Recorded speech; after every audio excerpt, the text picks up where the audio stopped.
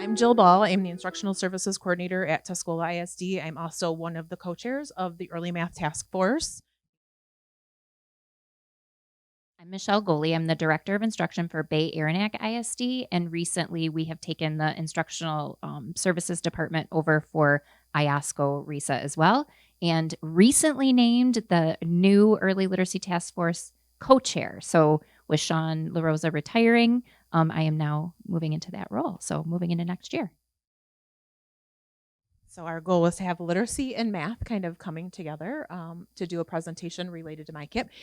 A couple of outcomes that we hope you're going to take away from this session. So I'll give you just a second to read those.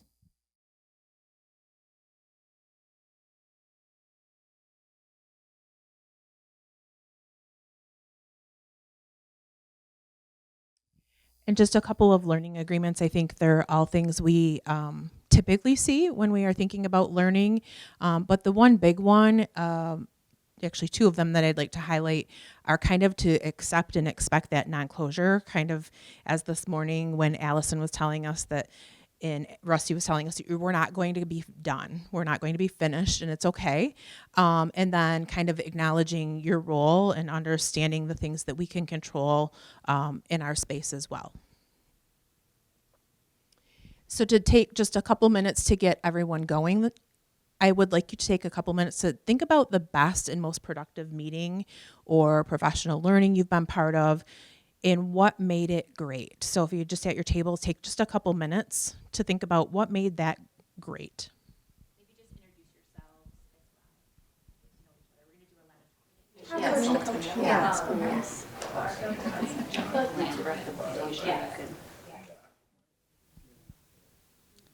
as well. Okay, it sounds like it's quieting down to a pause here.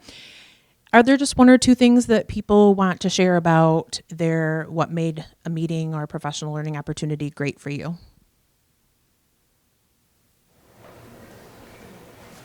Go ahead. We talked about being able to learn new information and apply it right away, and then being able to come back and talk about it with others and see like if we're missing parts or what could be improved or things like that. Thank you. We talked about, we've all been involved with adaptive schools, sort of philosophy, that kind of meeting, and just how there's so much intentionality about how you're receiving information, and that's just really appreciated and helpful. Great, thank you. Yeah, so hopefully today you'll find today to be productive in many ways for you and have some things that you can go back and apply with your teams. So just to get an idea of who is in the room, if you are a MICIP facilitator, do you want to just give us a hand raise? Okay, thank you.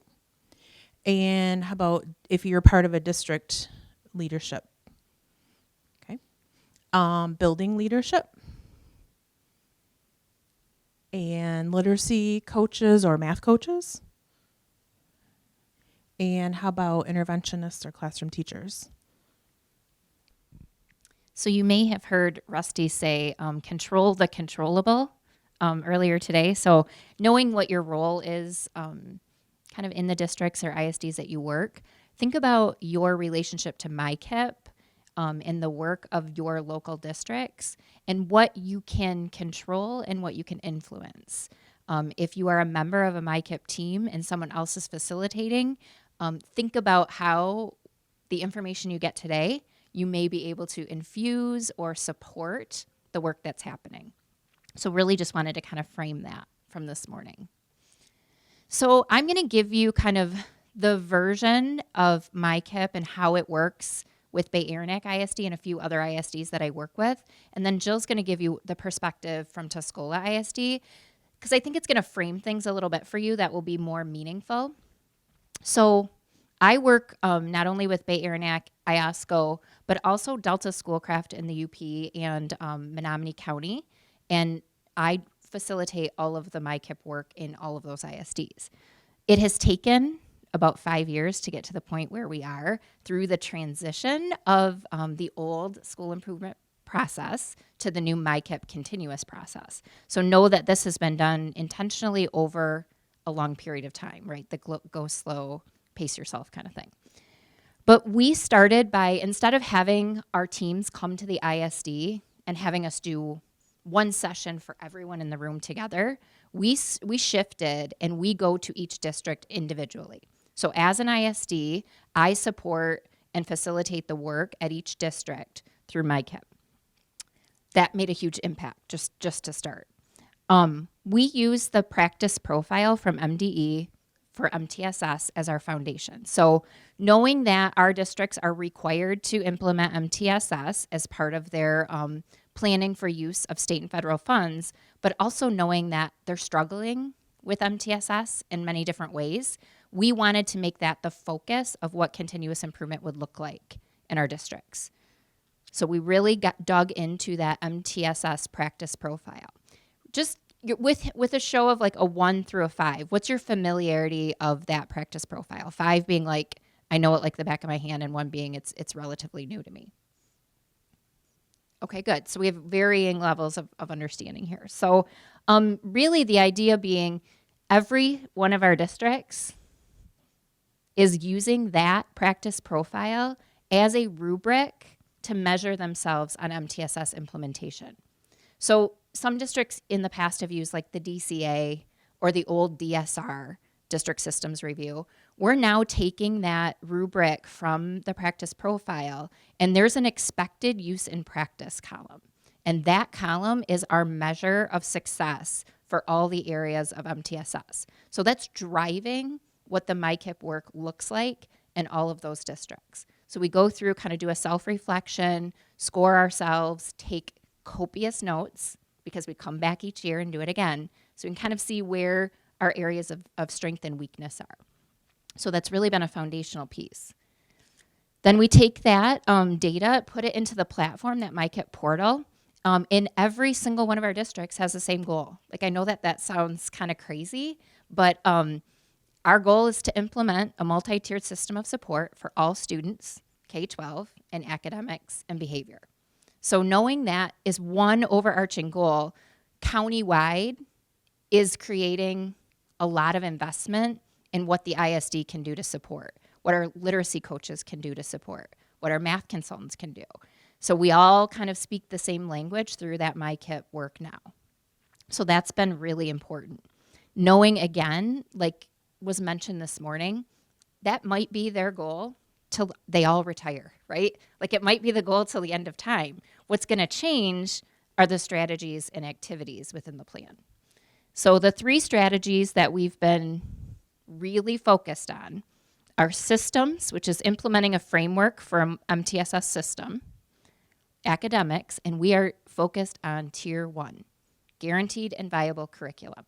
And you're going to see that throughout the presentation today, that all of the work we're doing is making sure they're getting the best first instruction in the classroom, and that teachers understand and know how to differentiate in the classroom before they begin to kind of refer out for intervention and support.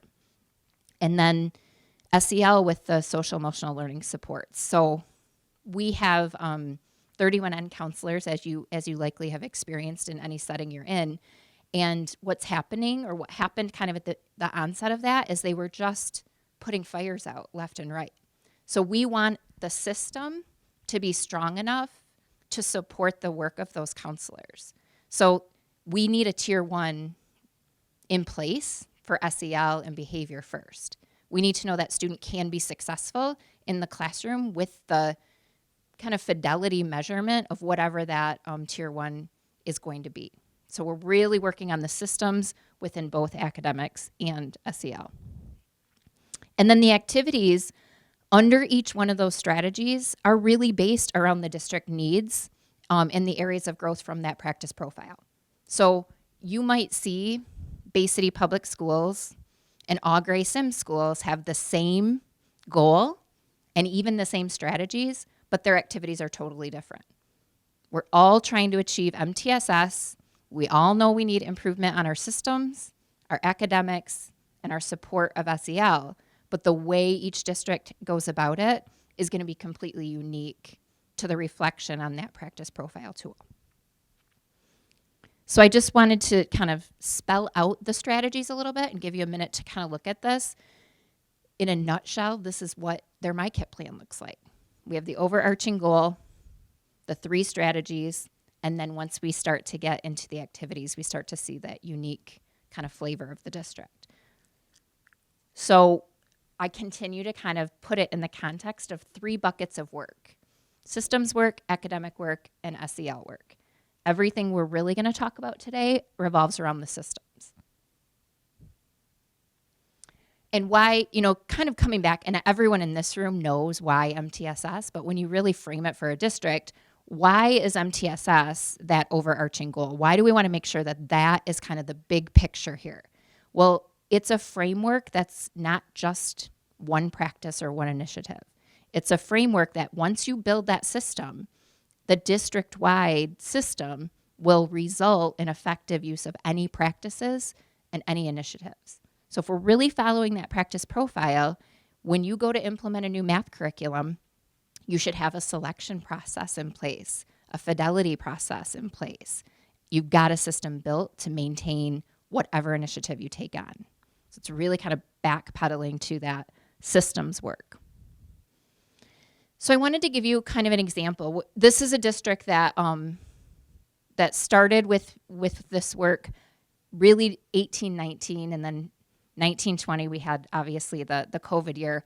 But their plan is from 2021 to 2026, and we're just naming it. Every single goal, every strategy, we put those dates all the way out to 2026. That way they're not getting those notices and emails and everything, and we know we've got time. We're going to slow down and work on these. So we really have kind of framed it this way to simplify it, and we made this specific district made posters and gave them to every teacher. And this is the first slide at every staff meeting. This is the first slide at every PD they do, and they always highlight what they're going to work on. So how is this PD restorative practices, for example? How is that related? That's going to be under activity number 2 in our SEL strategy. So they can really start to speak the language of what MICIP looks like and means to them. So I did highlight, because we're talking about PLC structures today, so I did highlight that one just to kind of give you a flavor there. This is an implementation guide, so you're gonna get some exposure to this a little bit later, but I wanted to give you an example of, it's one thing to say we're gonna do PLCs, but it's another thing, like this morning, that conversation around falling into those traps. It's another thing to really say, let's collaboratively determine the purpose of the PLC. The leaders, who's gonna lead those PLCs? What's that gonna look like? The defined schedule, the use of data, the collaborative expectations. So these critical components were all determined with that MICIP team, brought back to staff for feedback, and then kind of solidified. So it doesn't matter who the superintendent is in this district. It doesn't matter who the principal is. This is the expectation. When we say we're doing PLCs, this is what a PLC means in Sims, which might be very different in a different district. So I just kind of wanted to paint that picture of kind of an example of what meaningful MICIP work could look like, and then we'll dig a little bit deeper. But I think I want to pause before Jill goes into her section here. Sorry. Is there questions just on that overarching picture of how we're doing things in our districts? Questions, barriers, anything that you might be thinking about right now? And how does it maybe connect to what you've seen in your districts that you work with? How did you deal with, I would imagine there might have been schools that had some other ideas of things they want to put in their MICIP plan or other goals. Was there room for that, or was it just like, you guys, just to learn the process, we're just going to do? That's a great question. And part of the process in many of the districts, what was kind of teased out of that practice profile was an initiative inventory. And so that's where we kind of hit a lot of those smaller, like, well, we're getting a new math curriculum, Michelle, that has to be in there. Well, let's go through the initiative inventory process, and the initiative inventory will be our activity, not necessarily the math program. And then we'll take the math program through some of the other components around phases of implementation. It's really rooted in a lot of the NERN work. So like the phases of implementation, that's been huge. The hexagon tool for adopting, selecting and deselecting, trying to get districts fluent in using those tools. But I'll say practically, I've done state and federal programs in a local district for many years. I ask them, what are you spending your money on? Let's see where we can connect it. So that way we're compliant, but we're also doing meaningful work. Other questions or thoughts? Michelle, how did you get started with your leadership teams, and how often do you meet with them? So it took time with superintendents first to kind of let them know not only what I was thinking, but what I thought this to be as an opportunity for them. You know, even if you just sit in a room with superintendents and you say, what is your goal for school improvement? What are your strategies? What are your activities? They can't tell you, you know? And so it's like, do you want this to be meaningful as we transition? Do you want it to be meaningful, or do you just want to keep going, status quo? And so it really took a lot of time with them and trust, again, like we talked about this morning. But I'll say meeting times, and I do ask the superintendents to be there, but they aren't always able to. Probably we meet, depending on the district, I'll say Bay City Public is our largest, so there's about 7,000 students there. So I meet with their entire MICIP team, which is about 50 people, every month, the first Tuesday from 3 to 6. So it's like monthly 3-hour meeting. You know, we kind of pre-plan together. But I do have like Pinconning, which is about 1,500 students, 4 times a year for a full day. So kind of depends on what they can muster and manage. Subs are an issue too. So other questions?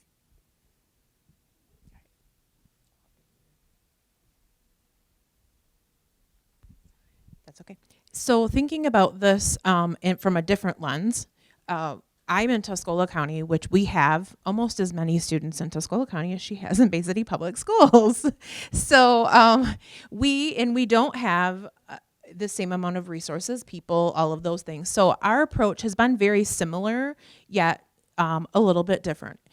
We do data review days, and we build our MICIP work into those data review days with our districts because we only have so many people to go meet, and that's typically me. And so I have multiple roles and hats that I wear, just as we were talking this morning. And so we start with district data review days, and that's really where we hit the teams. All of our leadership teams at elementary and secondary have 1 or 2 people who are part of the district team. So we really work on this idea that if we build our teams appropriately, we have that representation where we can have that communication that comes down from the district, but also comes up from the building leadership teams. So those happen 2 times a year where we really focus in on their MICIP, their PD plan. We do the DCA right now. We do also use the practice profile as well when we're working with them and their teams at that level. We also hold those elementary and secondary data review sessions 3 times a year where we focus in on, okay, your district has this set of goals. These are the things that are important to your district and some strategies that go with them. How do we put this back in your building? What are your needs? How do we make sure that we're focusing on what the district has said is important? And what's nice is because all of those teams also have representation on the district team, they have that communication back and forth with each other. When we are done with those, we did go and meet with our districts in the spring. So this year we just finished our last district last week, and we really focus in on their kind of the big picture of their district plan and what's been happening at their buildings. And we bring that to kind of say, okay, what are the resources from the ISD that you need? What supports do you need from us? It could be as simple as we need MICIP technical assistance support, or it could be we go back to the stages of implementation as well, and we talk about what is the district stage of implementation and what are the supports that you need at that stage of implementation from us. And we then identify people within our ISD who support us, can support those districts in that work. And we also use all of that information to push out professional learning opportunities for our people. So we really make sure that whatever we're doing aligns with the plans that they have, aligns with the needs that they have, so that we can provide professional learning that aligns. So theirs look a little different. This is one of my districts, and they have a strategy built in. Their goal is around improving academics, ELA, and math, and they are focused around implementing MTSS reading. So they have also put that together. They then have some activities. These are not super strong activities at this point, but this is a team that was very new to all of this. Like, they didn't even have a team. We had to start really, really basic. So we just started with, okay, what are your non-negotiables that have to happen in order for this to happen, as a baseline to get them going.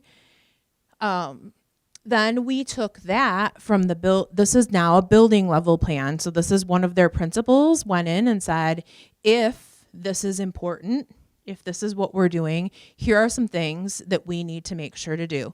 So I put some red circles around collaborating to incorporate the literacy essentials into their daily practice is really important to them. Working with coaches to participate in coaching cycles was part of their ELA implementation.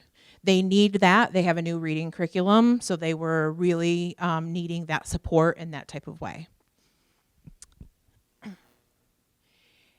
And then we link our coaching, our literacy coaching especially, because we don't have a math person at the moment.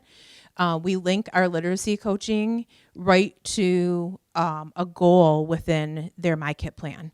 So we know their MICIP plans. We are able to say, this is a coaching cycle with a teacher who they said, hey, our goal is to improve writing achievement. If that's the goal, what are we going to do? And they create the plan. And what's really nice about our plans is it lays it out to say, this is the goal, this is the instructional practice, this is what we're going to do with coaching, this is what the learning will be, and then kind of what is our data that we're going to collect at the end to see that happened. And I do have a link in there for you to see the actual plan that was created with a teacher so that you can look at that after. But it's this, kind of trickle down effect of support, thinking back to some of the things that Dr. Resnick had to say this morning related to those thinking traps, right? That we just do this one and done. It's really making sure that we are providing PD and those opportunities, but we're getting it down to that support level of teachers at some point.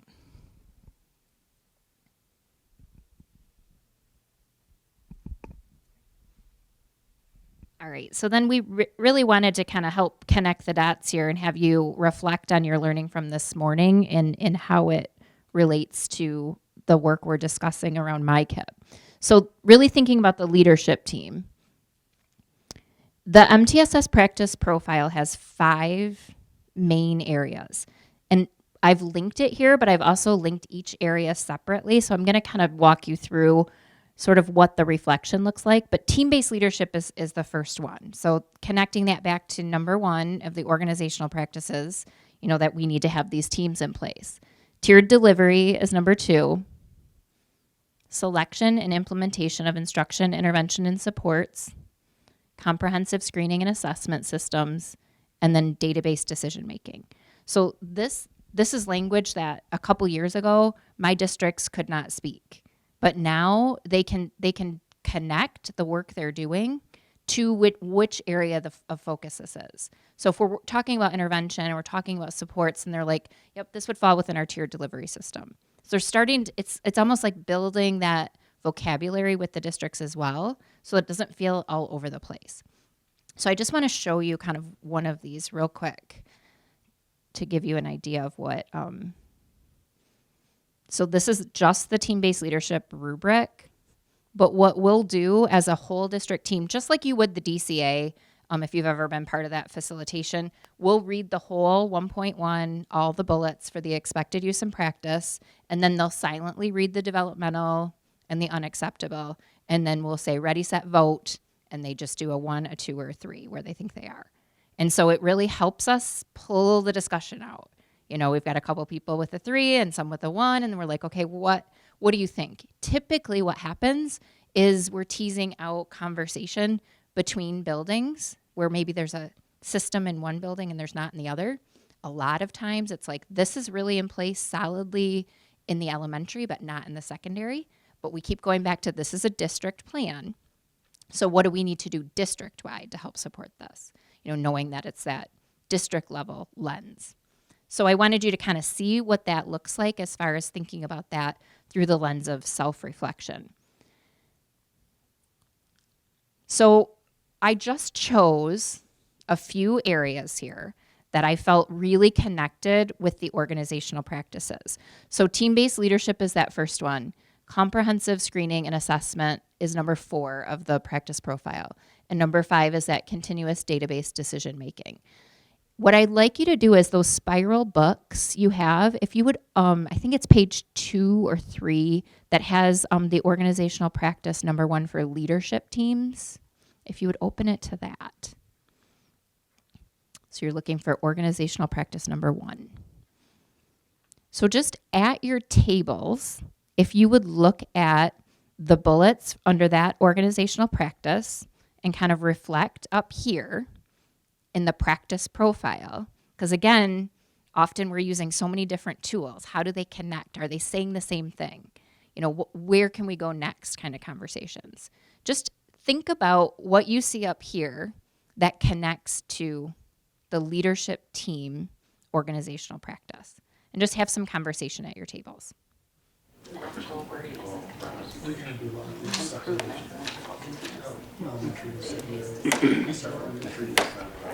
think it makes more sense. Does anybody have a thought they want to share or something maybe someone at their table shared? Just involving connections, making the connections. As you're kind of thinking about that, it's important, you know, as someone who helps facilitate this work and supports districts that have so many things going on, to not look at all of these things separately. I think that that's the main idea that we want you to connect with. And if you have the opportunity to sit on a MICIP team or help facilitate, you can make the connections. You know, the organizational practices are not something that all of our districts are fluent in yet, but your help and your role in that could be connecting it back to MTSS work, connecting it to any of the other tools and programs and initiatives that are going on in districts, just continuing to connect. Any other thoughts that came out of those conversations?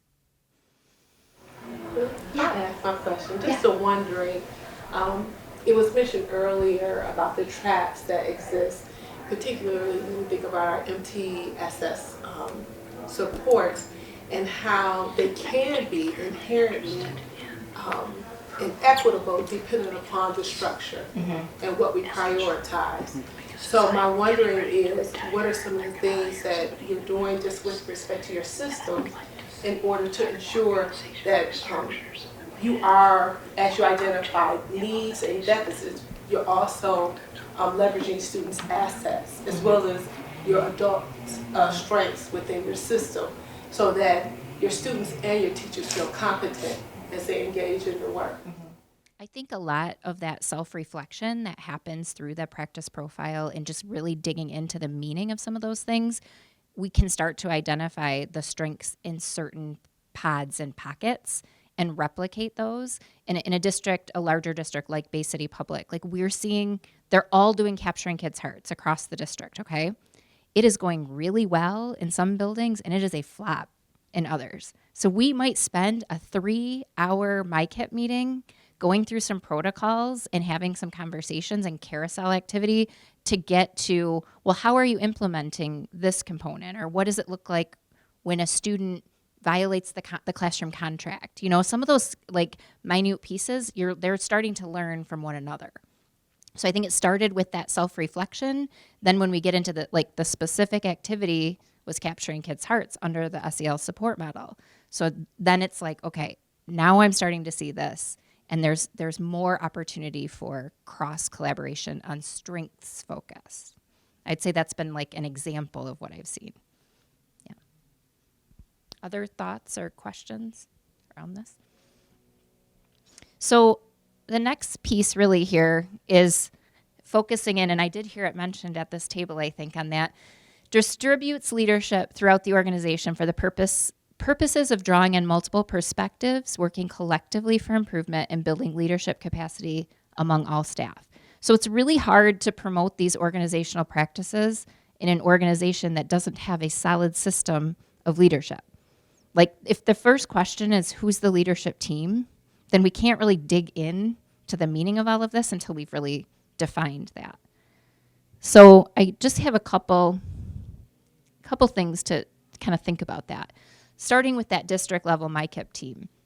So often the first meeting, 1.1 on team-based leadership, it's always a joke because it's like your team meets monthly, and it's like, well, we finally have a team and we're finally together, so we're just at the starting point of that, but now we know we're going to meet monthly. You know what I mean? It's kind of like, okay, now we have a team together, and they're typically not used to having a district level team. So developing that team, then what happens at the building level? Like, if all the conversation happens at the district level and nothing happens at the building level, you're never going to get to implementation. So then we start to talk about building level leadership teams. That's where some of these organizational practices and those deeper conversations can happen. But I will tell you, I'm working with multiple districts, and some of them do not have a building level leadership team at all. Like, not a literacy team, but like not even a team. So then we're really talking about defining what that looks like and what would expectations be of that team. Then curriculum or grade level teams underneath that kind of umbrella, what happens after the MICIP team. So every district has a different structure, department heads, PLC leaders, who's leading those teams. It's really important to have the really detailed conversations with the district, because you can't just say, well, we'll go back and talk about this at PLCs, when PLCs are, if you want to attend, you attend. It's not mandatory. Some of those things that you really just have to have those conversations about. So this is just a couple simple visuals.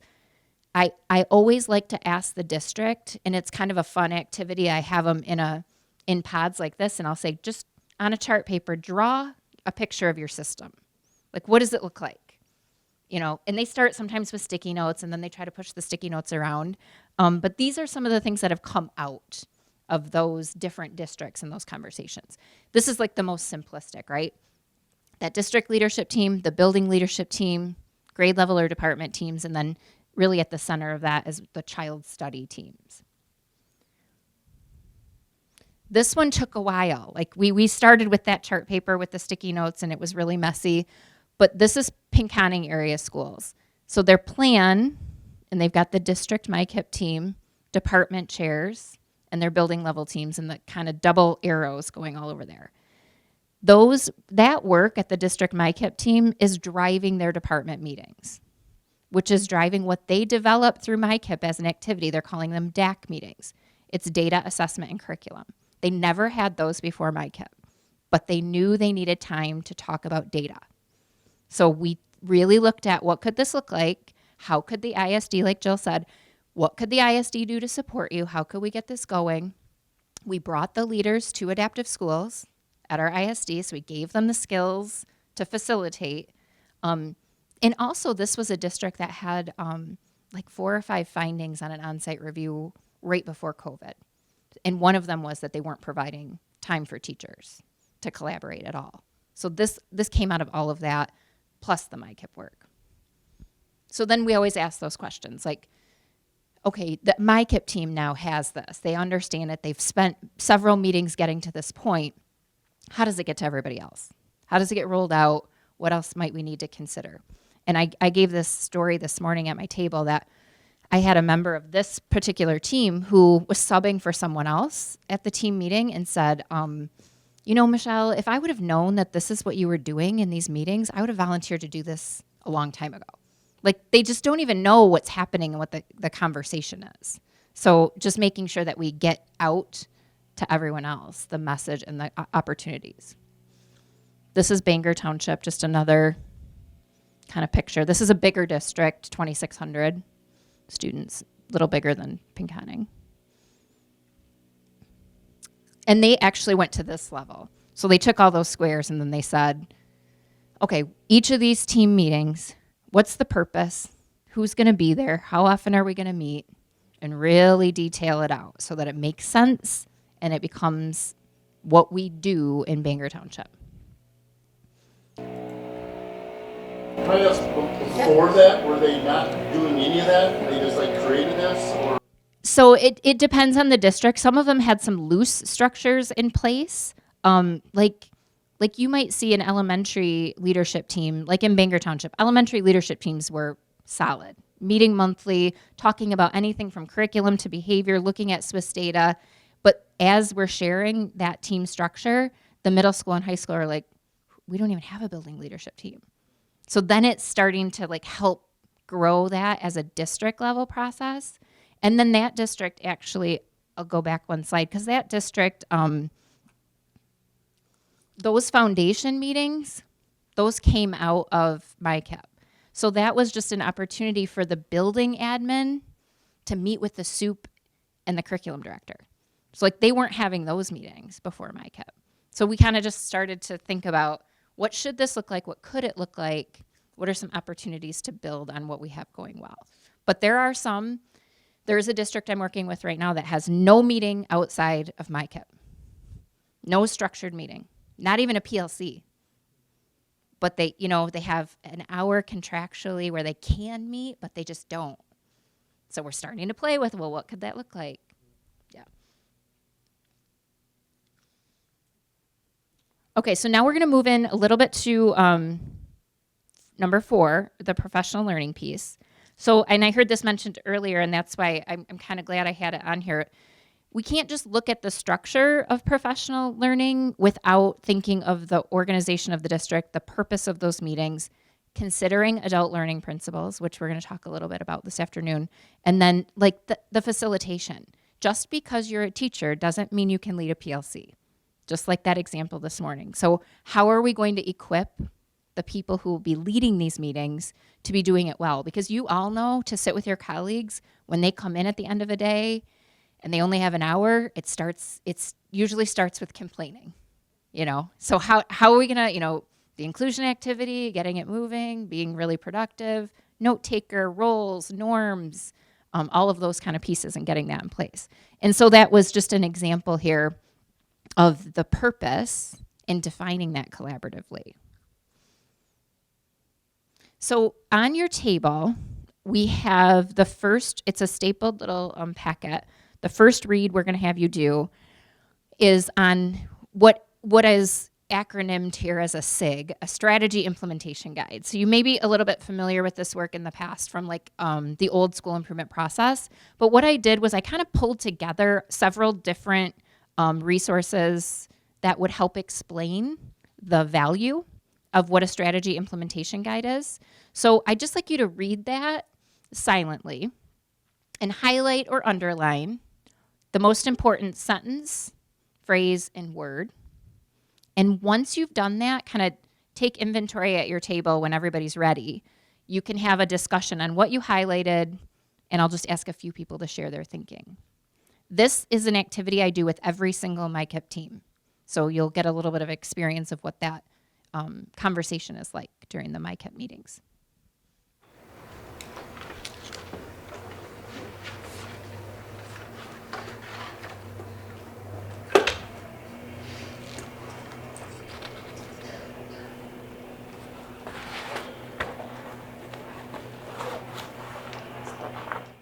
Does anybody have just a connection you made or something that you want to draw out of this, or even a question?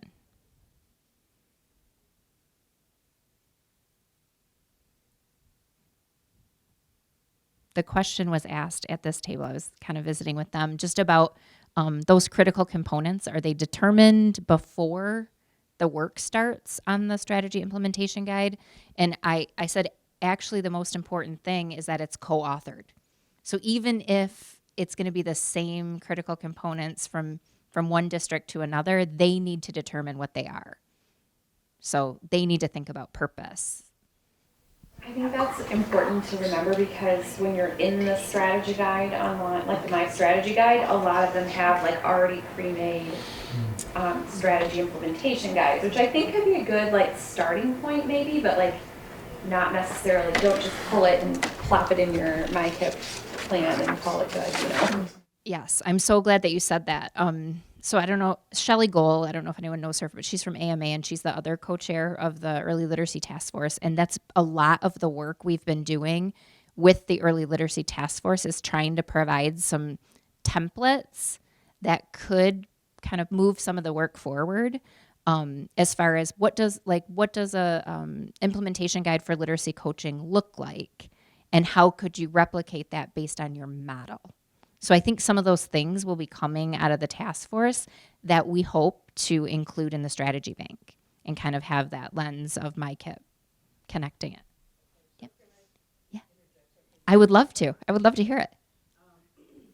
I'm at Shiawassee, RESD, and so we're doing a lot of things that kind of a blend of what the two of you are doing. We created a lot of these practice profiles in a variety of different areas that would support the goals that our districts are working with. And what I took away from this reading is about the co-creating and ownership part, right? Because whoever's doing the work is doing the learning. Yes. And we can hand it to them, and we can even do professional learning around each one of those. You know, what does this mean? It's not the same thing as when they read it, understand the research, why is it important, and they put it into a practice profile themselves. It's a different process, and it's all about time, and how do you structure that, you know, work that you've been doing. I'm very interested in connecting with you later about how you're coaching implementation. Because Oh, I could talk for days about what we do with coaching, and yeah, we have 5 coaches and we do literacy rounds in every district. So literacy rounds are part of our MICIP work. So their rounds data goes into their MICIP platform. It's been really influential to be able to do. It's creating that commitment, and that's where I think, you know, your question was, you know, how do you tease out or get a little bit more intentional about the look fors? I think it comes out of the literacy rounds work as well. So I want to just run you through this activity, and we might just be a little quicker than on it, so that we can get to your learning principles piece too. I think we'll be okay though. So just so you are aware, and this is something you could take back no matter what MICIP looks like in the districts you're working in. The idea of a strategy guide or a practice profile, as it might also be called, just knowing that when a district determines an activity or a strategy, that the next step should always be explicitly kind of spelling out what that should look like. So what we did was, you know, we defined the critical components, we co-authored, and I'm saying that in, you know, stressing co-authored the implementation guide through a collaborative process, and then we frequently use it to self-score. So that larger team with Bay City Public, we did one around what their team-based leadership, MTSS team, should be doing in their meetings. Then they took it back in their team meeting, they self-scored. And they were like, you know what, guys, we don't like it says in our implementation guide that we're going to use data at every meeting, and we don't have any data. And so they kind of went, okay, we're, you know, that's an area we need to improve on. And then we come back and keep having conversations about it. And this becomes like what we do with continuous improvement. Like if you have an activity on there, it's going to have a guide to match it, so we know exactly what it should look like. And then what would we, you know, these are kind of the main kind of guiding questions. What would we see when this component is implemented well, and what are the district or school expectations?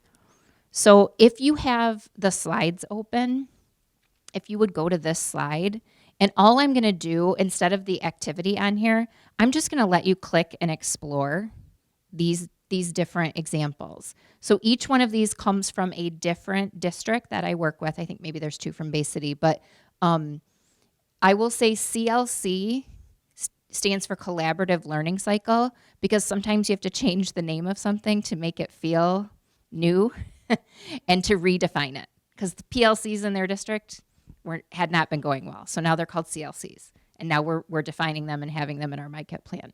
So if you want, when you get to this slide, just click on these and look at them. Take a look at them. If you want, I can click on a couple up here just so you can look if you don't have your device open. And we're just going to take a minute to explore. And you can think about noticings or wonderings. These are a couple nice examples. This group did common planning time, and they called them once a month or once a week, I think, called them Curriculum Corner. And so it shows every meeting over the course of the year, what they met, kind of what they went through. So then they're just kind of building on this each year. Just a structure that came out of that MICIP work.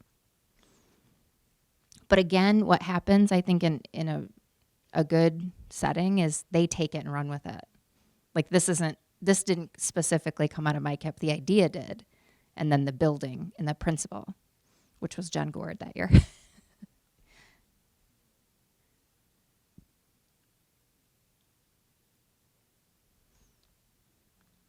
All right, so I'm going to kind of put this over to Jill to start talking about adult learning principles.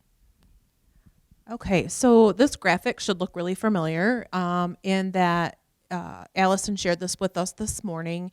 And when we think about adult learning principles, we're often really quick to make assumptions about the learning that happens with our teachers, right? Or anyone for that matter. This idea that we don't have something, we do this magical thing, and then we have it. And so we wanted to kind of bring that back to your forefront as you're thinking about adult learning and how adults are obviously not the same as students when we're thinking about learning, and those things that are going to support learning as we go along.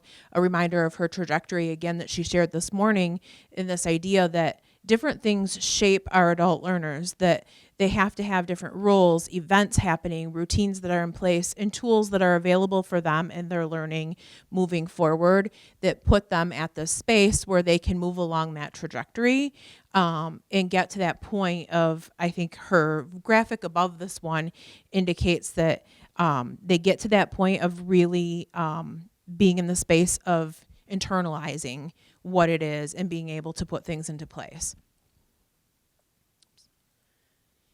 So there are some principles that drive adult learning when we think about working with adults. And some of you may work with adults in various roles that you're in. So at your table, there is a second handout called Adult Learning Principles. You're obviously not necessarily going to need a timekeeper, but we're going to have you read through those principles, think about, and this links us back to the question or the activity we kicked you off with the activity that said, what is your best meeting, right? Your best time, what did that, what was so positive about it? And so thinking about each principle and what kind of resonated with you, and have some conversation at your table. At the end of this one, we do want to get some feedback from you. So what are some things that you noticed about adult learners and that were key points for you to keep moving forward when you're thinking about and linking this back to organizational practice number 4 with the adult learning? So we'll give you about 10 minutes, I think, to have that conversation. So if you want to work in your groups and talk together about that. There's the whole condition and set up for learning. Who knows this guy's for what? Nothing's going to happen unless nobody's coming empty. We don't have a Especially when graduation. you're meeting other adults. Okay, we're going to come back together. Let's do just a little bit of share out. What are some key things that came up in your conversations about adult learning? I'd say feeling safe, number one. Like entering that conversation folks have to feel like that they're in a space that they can be honest and about how they want to move things forward. So I think that's a really important part of before all the rest of these in here. Yeah, feeling safe for sure. And that they feel that what they have to contribute is valuable to the group, right? Because I have people that come and they're part of a team and they sit quiet because they feel like other people have more to say about something than they do. And how do you provide that structure that draws people into the conversation so they feel Yeah. So yes, and I've been working with 2 teams in our ISD who have teams coming together because they have been identified for targeted support. And we have been working in coming to some kind of key ideas with their teams. And I tell the teams right up front, like, all voices have to be heard in this space, and everybody should feel safe to have their voice heard, and that whatever we're saying here doesn't leave the room kind of idea. And that if you're not contributing, I will be coming around to ask, like, what else, like, what else would you like to add to? And you may choose to pass at that point, but sometimes when they're invited into the conversation, I found that they're more willing, and I let them know that this is their space to be able to do that. And that's come with developing relationships over time as well, right? It's those faceted pieces that we have to keep in our space. And those leaders had to have developed that. In the one building, there are brand new leaders this year. They were teachers before, so I think they've already got some trust coming into the space, but it certainly is a space that they know that the ideas that they were bringing to the table are going to show up in something, because I came back with the second meeting and took all of their ideas and had them in a chart organized, so they knew that our ideas do matter, because she took all of what we said in the first meeting and brought it back in a chart where we can do some analysis and looking at deeper. So it's creating that for sure. What else?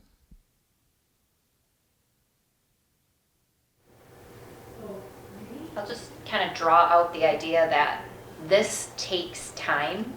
And if you don't do this kind of work first with teams, the MICIP stuff doesn't ever happen, or the organizational practices don't ever get put into place. It's taking that time to slow roll and really putting this in front of teams to be able to kind of reflect and have those conversations, to be vulnerable. And I was telling Jill, I just recently did this with the district, and it was very difficult. The teachers did not want to say things to their administrators, and they started to, and then we had to kind of go back to our norms. Let's let every voice be heard. But there are not, I mean, post-COVID, we've got a lot of situations where teachers don't feel comfortable or don't feel safe for various reasons. But if we don't do this work first, the other work, you're never gonna see it. For sure. Any other key ideas that you pulled? Adults needing to know why, because getting that buy-in piece for the work that you're doing at the building level, the district level, it makes everything fall into place. For sure. Yes. Getting the why. Important. So as we close, we did pretty good staying on track. We did modify a couple things because we were going to have you up moving around in a couple of spaces, but because of our time constraints, we knew we had to do a little bit of modification. But thinking as we close, we did a lot of thinking today around being part of teams, leadership, and all of these pieces. So take a couple minutes to just think about the quotes you see here, and maybe think about the one that resonated the most with you, and then think about something that you're taking away from today's session. We just kind of want to do a round robin of what's something that you feel really confident in taking away. So I don't know if somebody just wants to start, and you can either share the quote or share something that you found helpful that you took away from the session today that you're feeling like this was really helpful for me, because I know that at some point Michelle and I are likely going to be asked to do something similar, because we're going to be rerunning the organizational practice sessions in the future. So we want to make sure that we're adjusting to needs as well. So I don't know who wants to. Thanks, Marianne. Strength and growth come only through continuous effort and struggle, because it reminded me of, as a math consultant and a member of the math task force, that idea of productive struggle. And like if we expect our students to have that high effort and that struggle to grow, then we need to also keep in mind that that's going to happen to us. And we're going to be in some uncomfortable situations sometimes, but it's so that we can grow stronger. Yes, thank you. I'll go. Number 3 for me, reflection. Reflection kind of leads to one of those things where I'm like, it inspires me to keep doing what I'm doing and I'm on the right path, or it motivates me to change what I'm doing and try something else. So it's kind of like that reflection piece just needs to be at the forefront and plan to do that. It's sometimes hard, right? I find myself doing it a lot on my way home. I have about a 40-minute drive to work and from work, so I really try to spend that time thinking about, I like it to almost be quiet in my car and spend that time thinking about what happened that day, what went well, what do I need to keep in mind moving forward. I resonated with number 1 because I've learned as I've progressed through my career that it's not really about the results. It's about celebrating like the steps that are getting you to the next place, like that. You know, how it's not where I'm going, it's how I'm getting there, and I can celebrate these little steps, and like the growth I'm making makes more of an impact than like, oh, I got it. Okay, now what do I need to do next? Yes, thank you. I also focused on number 3 about reflection. More from a leading team's perspective and building that into the end of, like time together to be able to reflect and then help to focus what are your next steps, right? So.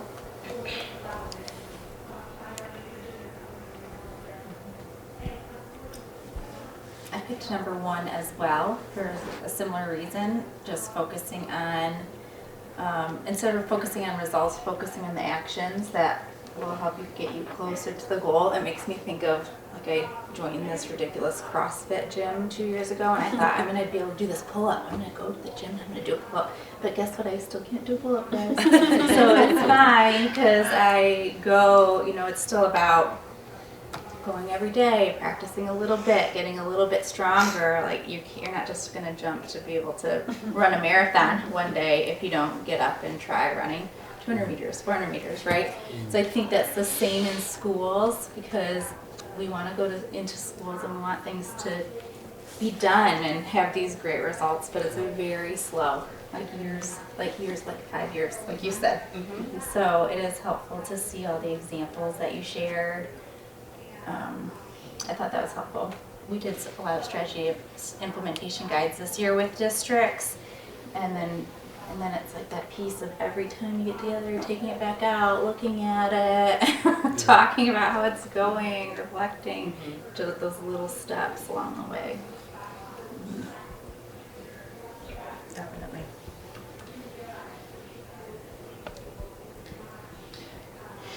So I just want to clarify.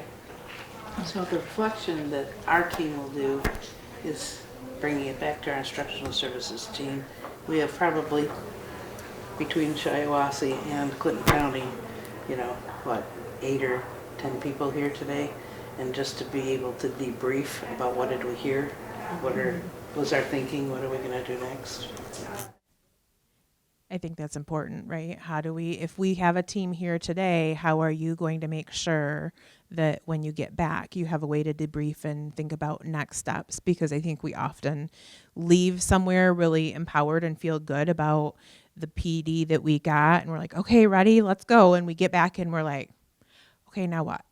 Our excitement kind of goes away because we haven't had that time to reflect with each other and really focus in on what those next steps are and how can we put this into action. So thank you all for being with us this afternoon. I hope it was helpful to learn some of those pieces and how all of these things that we do are not separate, right? The MTSS practice profile and MICIP and the organizational practices, they're not separate entities, and we have to have these separate. One of my biggest traps for our districts is they like to have a different team for everything, and they're not very big. I mean, my smallest district is 325 kids K-12.